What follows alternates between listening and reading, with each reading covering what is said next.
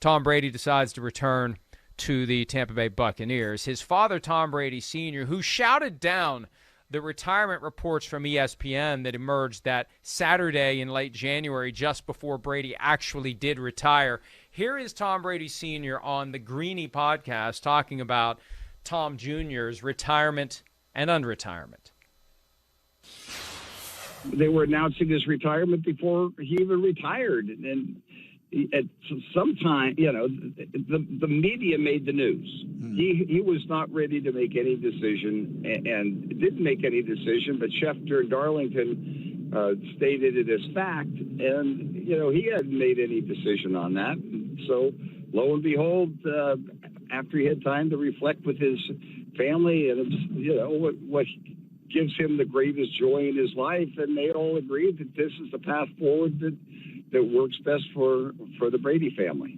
So he just came out and as happy as could be. Yeah, and look, I really don't think that he was strong-armed into retiring because ESPN reported that he was retiring.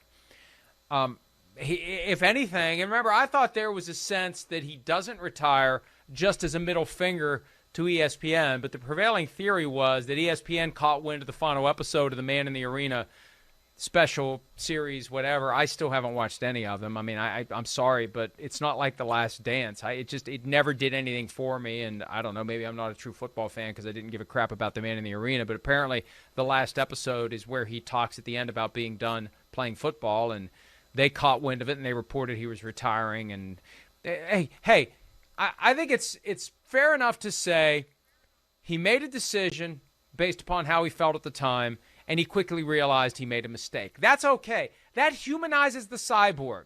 See, Tom Brady seems like part man, part machine, and as time goes by, more machine than man. I like it when he has a human moment. I like it when he does something the rest of his life. Who among us has not made a decision and then promptly asked ourselves, oh, God, what the hell did I do? I mean, Shireen had that feeling after she accepted employment with PFT, so she can relate. So, I mean, it's normal, it's natural, and there's nothing wrong with it. I mean, I don't try to blame somebody else. You made a decision, and you quickly realized you made the wrong decision. It's okay. Well, however ESPN found out about this and reported this, Mike, they didn't just make this up. I mean, they had some sort of knowledge that this was going to happen. And to say that they strong-armed him into deciding to retire is just ridiculous. It's a ridiculous statement. It really is. He did it 3 days after that, so he was headed that direction anyway, and he obviously changed his mind at some point. And I will be curious if it ever comes out exactly when he changed his mind, exactly when he told the Buccaneers, hey, I've made a mistake, I'm coming back. And they welcomed him back with open arms, of course. But when did that conversation first take place that he wanted to come back? Somewhere in the course of those 40 days, he changed his mind. And as you said, Mike, that's okay. We all change our minds. We all have regrets. He had a regret that he retired, and then he fixed it. He was able to fix it and come back and continue his career. That's okay. 23rd season. We get to watch Tom Brady again. That's fantastic.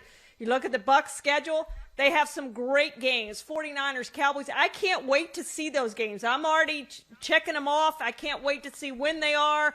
I want to see those games with Tom Brady playing against some of these teams that he has on his schedule. And there was a thought that he was at least poking around the possibility of playing somewhere else. We reported a couple of weeks ago that the Dolphins were exploring a Sean Payton, Tom Brady package deal. I think there was something to the 49ers chatter. There were people in the Buccaneers building who were concerned that that's what he was trying to do, but at the end of the day, he comes back to Tampa. And one thing I want to mention before we take a break, I'm going off our script here. I found it very compelling that an executive from the Westgate Superbook in Las Vegas went on the record asking the NFL to investigate whether or not inside information was misappropriated regarding Brady's unretirement because a sharp bettor, a guy that wasn't, as this executive told the Las Vegas Review-Journal, wearing a Tom Brady jersey. It was somebody who was there knowing damn well what they were doing, dropping big money on the Bucs to win the NFC Championship, to win the Super Bowl. The odds begin to move. They still keep dropping big money on the Bucs 3 days before Tom Brady unretires. And I look at it and I say, first of all, I'm shedding no tears for the casinos because they always win. The first time I ever walked into a casino and I looked around and said, well, I know whose money pays for all this stuff. But secondly, why are you leaving those bets on the board when it's obvious something's going on with Tom Brady? When it's obvious this guy is going to come back, or at least it's obvious there's a real question as to whether or not he's going to come back. It's time to take those off. They did it last year with Aaron Rodgers. They took all the Packers props off the board when it looked like he may retire. They should have taken the Brady stuff off the board.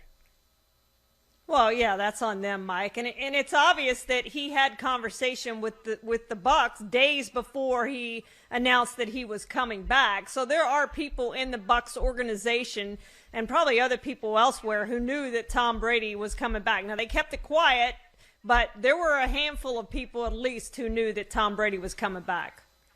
And what happened here is somebody knew who wasn't connected to the sports book. If they had known, they would have either moved the odds or ripped the odds off the board. They're supposed to know. That's part of what they do. And so shame on them for not following the news a little more carefully, paying attention to people like us. I was convinced he was coming back. Now, I got the wrong team. I freely admit that. But I was convinced the guy was coming back. And so you've got the resources, you've got the incentive to have your finger on the pulse of exactly what in the hell's going on. And once he's saying things like he was saying, you've got incentive if you're a sports book to find out exactly what's going on and pull those bets down if you need to. So I've got no sympathy for the Westgate Superbook if they get burned on this. Hell, there's no reason to believe with certainty they are going to get burned on it. First, the Buccaneers have to win the conference championship and the Super Bowl. And by the time it's all said and done, they still may make money off of the bets that people make on the other teams. So, but I mention this because, and this is one of the themes, one of the warnings to the NFL and playmakers. There's all sorts of inside information that the NFL needs to figure out how to properly secure. Material non-public information is what they call it in the corporate world that can affect the price of stocks. And there are regulations and restrictions on insider trading. The NFL needs to come up with a system to ensure that that information is not used by people who would then sell it to individuals who would make bets accordingly, or to sports books who would adjust their odds accordingly or pull bets down. People have access to inside information. You got to protect it if you're the NFL. All right, we got to take a break. Hi, I'm Mike Tirico, and thanks for watching.